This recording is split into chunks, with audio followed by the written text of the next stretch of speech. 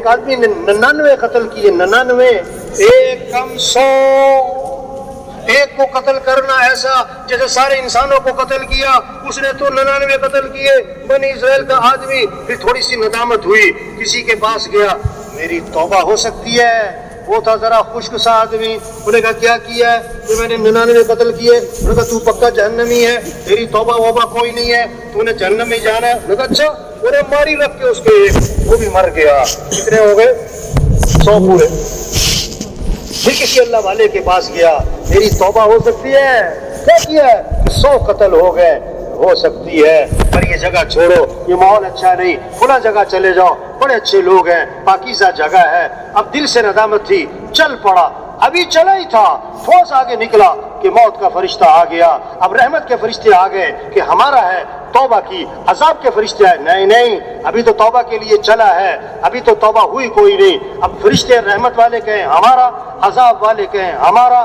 اللہ کے دربار میں حاضر ہوئے کہ یہ مسئلہ ہے، یہ مسئلہ ہے۔ اللہ نے فرمایا یہ توبہ کے لیے چلا تھا، جس جگہ جا رہا تھا، اب جہاں یہ پہنچا تھا وہاں سے جگہ کو ناپو، جدھر سے چلا تھا اگر اس کے قریب ہے تو پھر عذاب والے لے جائیں، اور جدھر جا رہا تھا اگر اس کے قریب ہو گیا تو رحمت والے لے جائیں۔ وہ قریب تو ادھر ہی تھا، ابھی تو چلا ہی تھا۔ فرشتے زمین ناپنے کے لیے گئے، اللہ نے زمین کو حکم دے دیا ادھر سے سکڑ جا، ادھر سے لمبی ہو جا۔ تو زمین کو ناپا تو ادھر قریب تھا، رحمت والے لے گئے۔ اللہ چاہتے ہیں بندہ توبہ کر لے۔